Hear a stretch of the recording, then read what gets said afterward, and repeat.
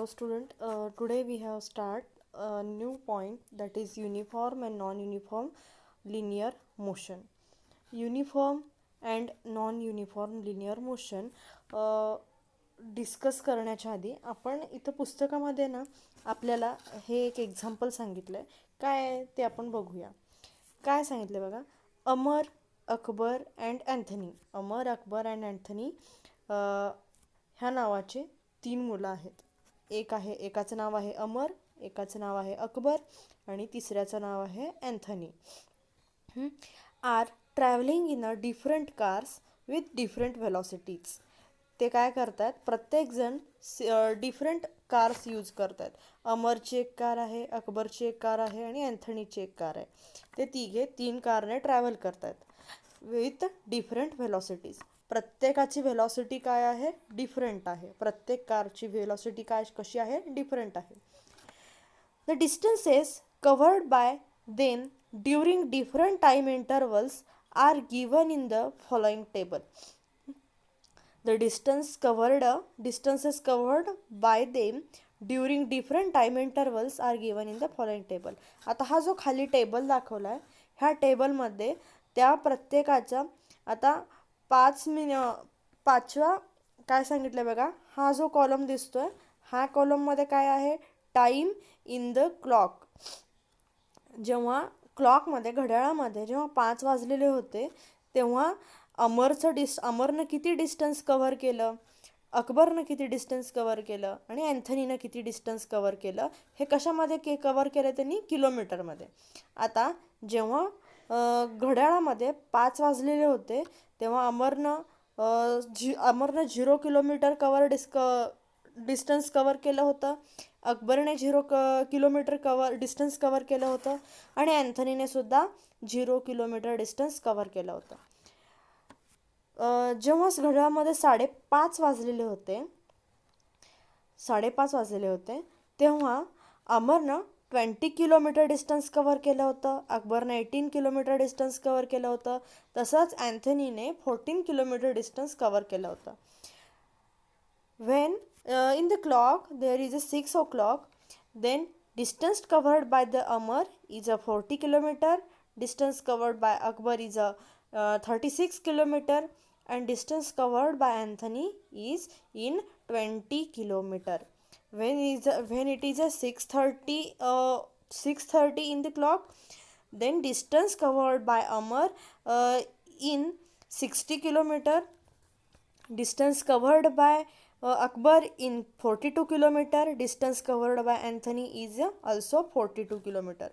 When there is a 7 o'clock in the clock, distance covered by Amar is 80 kilometer, Akbar by 70 kilometer and Anthony by 56 kilometer.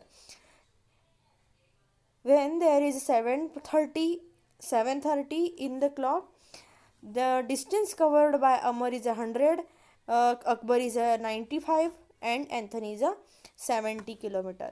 When there is a 8 o'clock, the distance covered by Amar is 120 kilometer, Akbar covered 120 kilometer and Anthony covered 84 kilometer. You have seen. आता आपण बघितलं काय, जेव्हा 5 वाजता सगळ्यांनी travel करायला सुरुवात केली होती तेव्हा प्रत्येकाचं डिस्टन्स किती होतं, 0 0 0. अमरचं 0 होतं, अकबरनं 0 डिस्टन्स कव्हर केलं होतं, अँथनीने सुद्धा 0 डिस्टन्स कव्हर केलं होतं. पण जेव्हा घड्याळामध्ये 5:30 वाजले होते तेव्हा अमरनं किती डिस्टन्स कव्हर केलं आहे, 20 किलोमीटर डिस्टन्स कव्हर केलं आहे.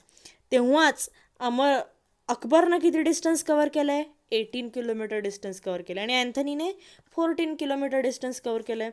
म्हणजे जास्त डिस्टन्स कोणी कव्हर केलं आहे, अमरनं जास्त डिस्टन्स कव्हर केलं आहे. किती, 5 to 5:30 म्हणजे किती आवर झाले, तर हाफ आवर झाला है ना. 5 to 5:30 किती आवर होतात, हाफ आवर होतं, हाफ ॲन आवर. हाफ आवरमध्ये अमरनं 20 किलोमीटर डिस्टन्स कव्हर केलं आहे, हाफ आवरमध्ये अकबरने 18 किलोमीटर डिस्टन्स कव्हर केलं आहे आणि अँथनीने 14 किलोमीटर डिस्टन्स कव्हर केलं आहे. म्हणजे मॅक्झिमम डिस्टन्स अमरनं कव्हर केलं. Again after 5:30 there is a 6 o'clock. 6 o'clock, then again is a half an hour. After half an hour अमरने परत 40 किलोमीटर डिस्टन्स कवर केलं. म्हणजेच सुरुवातीला किती डिस्टन्स कवर केलं होतं त्याने? 20 किलोमीटर डिस्टन्स कवर केलं होतं. नंतर 40 किलोमीटर डिस्टन्स कवर केलं. नंतर 60, 80, 100, 20. म्हणजेच इथं किती आहे? 0 to 20 किती डिस्टन्स झालं? 20 किलोमीटर डिस्टन्स झालं. फ्रॉम 20 to 40 किती किलोमीटर डिस्टन्स झालं? There is also 20 kilometre distance. 40 - 20 किती होतात? 40 - 20 that is 20 kilometre. Again 60 - 40 again 20 kilometre. Means here 0 to 20 किती झाला? 20 किलोमीटर डिस्टन्स झालं. 20 to 40 again 20 kilometre distance cover केलं. म्हणजेच ह्याच्यामध्ये अगेन 60 to 80 किती होतात? 80 - 60 20 किलोमीटर. 100 - 80 ह्या 100मधून 80 मायनस करा, किती होतं? 20 किलोमीटर. परत 120मधून 100 मायनस केल्यानंतर परत आपल्याला आन्सर काय मिळतं? 20 किलोमीटर. म्हणजे इथं आपल्याला 20चा डिफरन्स आहे, इथं 20चा डिफरन्स आहे, इथं 20चा डिफरन्स आहे, इथं 20चा डिफरन्स आहे. म्हणजे तो प्रत्येक 5 वाजता त्यानं 0पासून स्टार्ट केली होती, 5:30 वाजता 20 किलोमीटर झालं, 6 वाजता 40 किलोमीटर झालं. म्हणजे दर अर्ध्या तासाने त्यानं 20-20 किलोमीटर अंतर काय केलं? वाढवत गेला. तो 20-20 किलोमीटर अंतर कसं केलं त्यानं? वाढवत गेला. म्हणजेच काय झालं? इथं प्रत्येक ठिकाणी 20 किलोमीटर अंतर काय झालं आहे? इन्क्रीज होत झालं आहे. किती किलोमीटर अंतर इन्क्रीज होत गेलं आहे? 20कडून 0पासून 20, 20पासून 40, 40पासून 60. 20मध्ये आपण 20 ॲड केल्यानंतर किती येतं? 40. 40मध्ये 20 ॲड केल्यावर 60. 60मध्ये 80 ॲड केल्यानंतर 60मध्ये 20 ॲड केल्यानंतर 80. 80मध्ये 20 ॲड केल्यानंतर 100. 100मध्ये 20 ॲड केल्यावर 120. म्हणजे प्रत्येक ठिकाणी 20, 20, 20, 20 आपल्याला दिसतंय. म्हणजेच जिथं डिस्टन्स आपलं कसं आहे? डिस्टन्स कसं सेम कळतं आहे तुम्हाला? म्हणजे व्हेलॉसिटी आपली इथं व्हेलॉसिटी काय आहे? व्हेलॉसिटी युनिफॉर्म आहे. प्रत्येक ठिकाणी व्हेलॉसिटी कशी आहे आपली? युनिफॉर्म व्हेलॉसिटी आहे. युनिफॉर्मचा अर्थ कसा? प्रत्येक ठिकाणी सेम. इथं कसं आहे? प्रत्येक ठिकाणी 20, 20, 20 आहे. तसंच अकबरच्या केसमध्ये काय आहे बघा? अकबरनं 5 वाजता, इथं 5 वाजलेत की नाही? 5 वाजता अकबर किती किलोमीटर चालला होता? 0 किलोमीटर. 5:30ला अकबर किती किलोमीटर गेला? 18 किलोमीटर. म्हणजे 0मध्ये आपण 18 ॲड केल्यानंतर किती किलोमीटर होतात? 18 किलोमीटर होतात. मग जेव्हा तुम्ही 18मध्ये परत 18 ॲड करता तेव्हा किती किलोमीटर होतात? 36 किलोमीटर. आता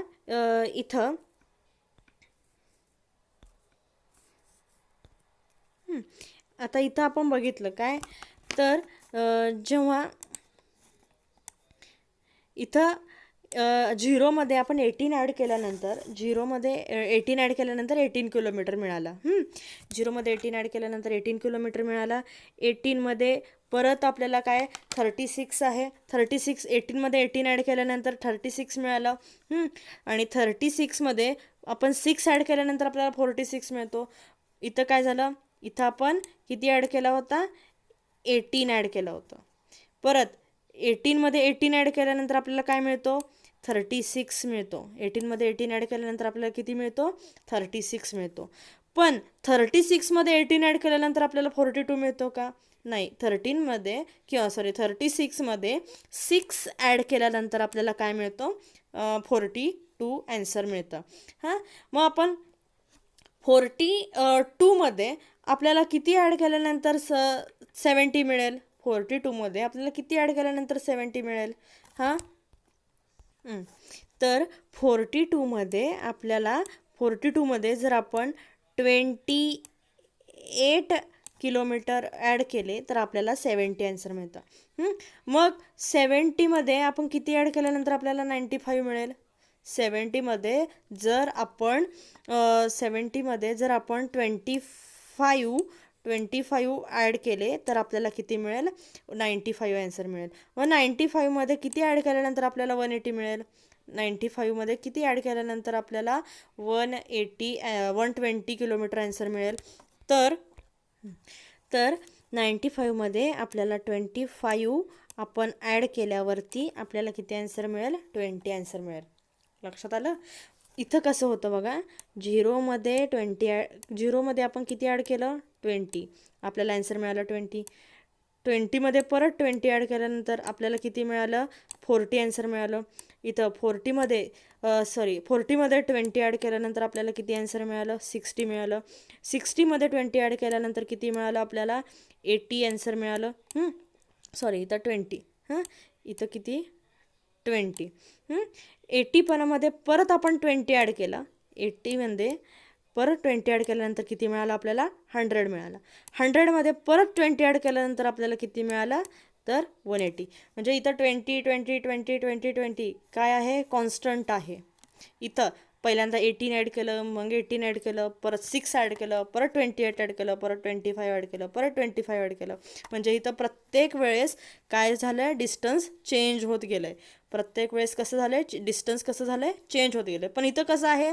डिस्टन्स प्रत्येक वेळेस सेम आहे. इथंसुद्धा 20 आहे, इथं 20 आहे, इथं 20 आहे, 20. म्हणजे प्रत्येक ठिकाणी डिस्टन्स कसं आहे? इक्वल आहे. पण इथं काय आहे? सुरुवातीला 18 डिस्टन्स आहे, नंतर 18 डिस्टन्स आहे, नंतर 6 डिस्टन्स आहे, नंतर 28 आहे, 25 आहे, 25. म्हणजेच कसं प्रत्येक ठिकाणी इथं काय आहे? डिस्टन्स डिफरंट आहे. मग आता इथंसुद्धा तसंच आहे. इथंसुद्धा काय आहे? प्रत्येक ठिकाणी डिस्टन्स कसं आहे?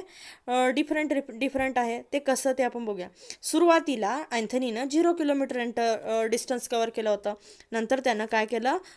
0मध्ये आपण 14 ॲड केला. म्हणजे 14 डिस्टन्स त्यानं काय केलं? कवर केलं. मग आपण 14मध्ये 14 ॲड केलं. 14मध्ये किती ॲड केला? परत 14 ॲड केला. मग आपल्याला किती मिळाला? 28 मिळाला.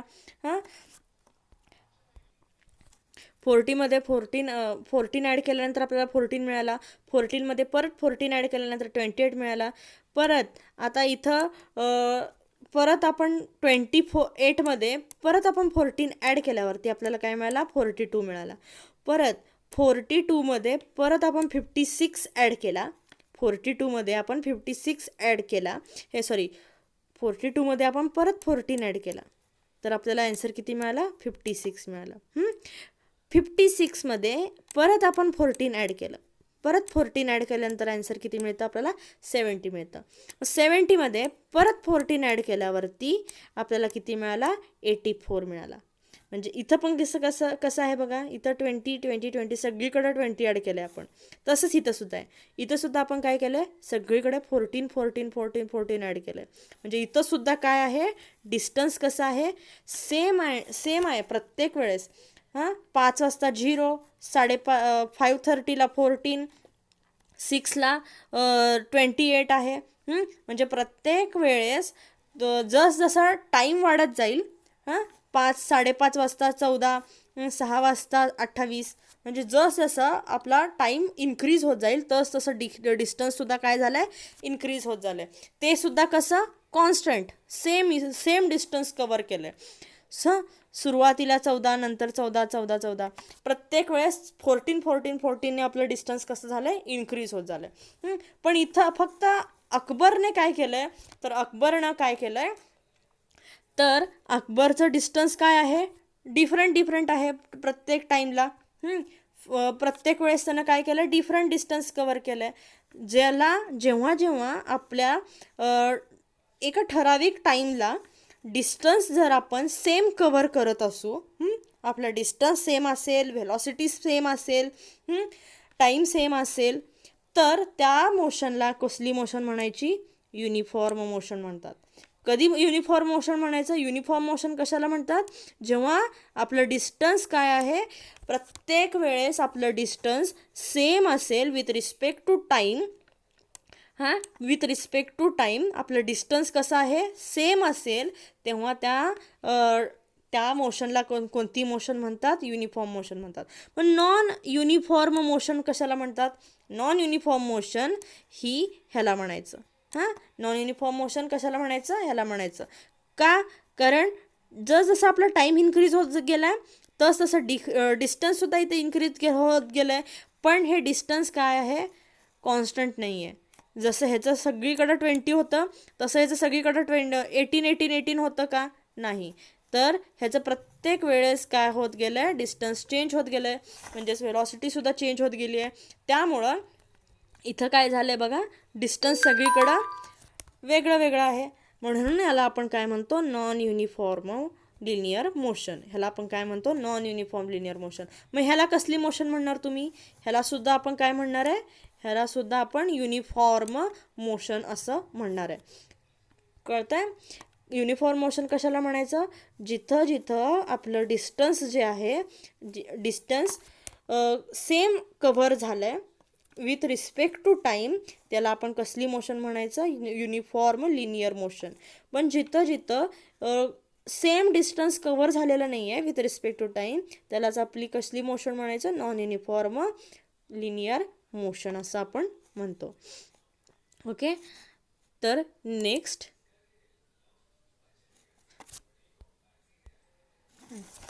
तर आता मी तुम्हाला इथं यूज युअर ब्रेन पॉवर असं सांगितलं.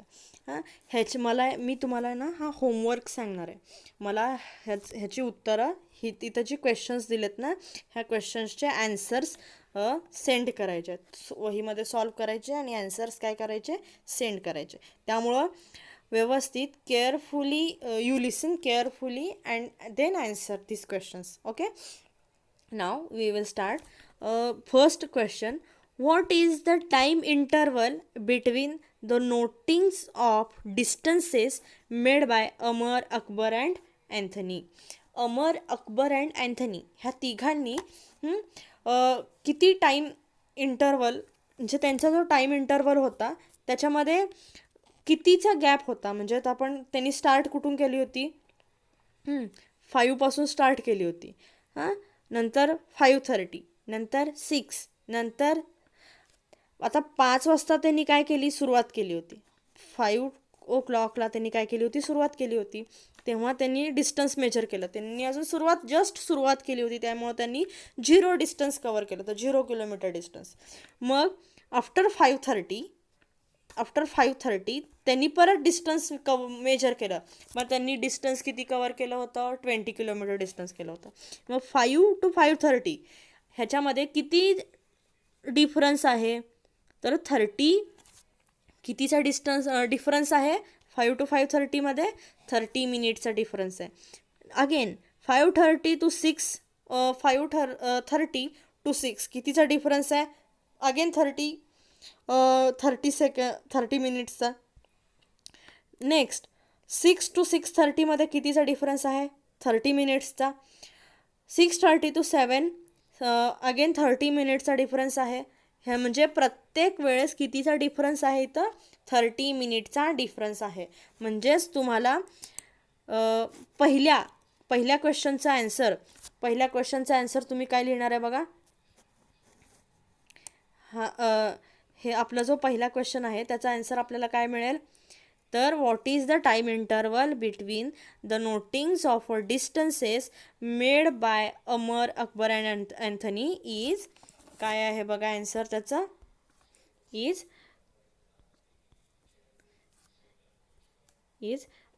30